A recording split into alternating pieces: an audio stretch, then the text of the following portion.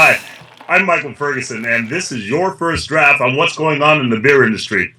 Lots of stuff, actually. I just got back from the CBC. That's the Craft Brewers Conference, for those of you that don't know. And I have to tell you, it's an exciting time to be in the craft brewing industry. There are so many breweries opening up, over 3,500 right now, 1.7 breweries opening a day.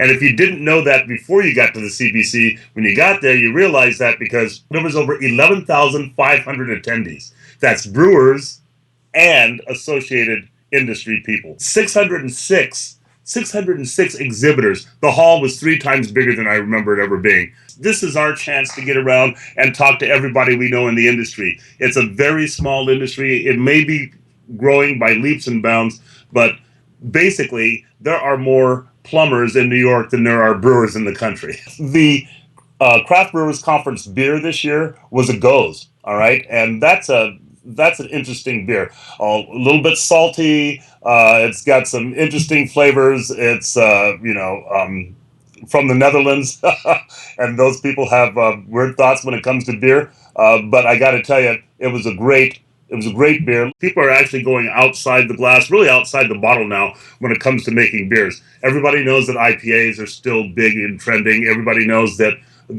session IPAs are real big. But another big thing that's going on right now, and this has to do with a lot of the hop crops coming in at, with these experimental hops, are single hopped IPAs.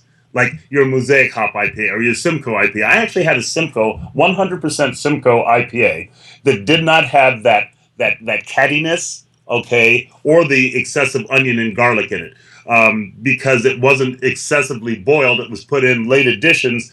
It was just completely wonderful. That was from Bison Brewing. If you get a chance to go by there in California, you should really do that. The industry is growing by leaps and bounds, and it was obvious there at the CBC. All right, so that's your first draft on the CBC. I'll see you next time. Thanks.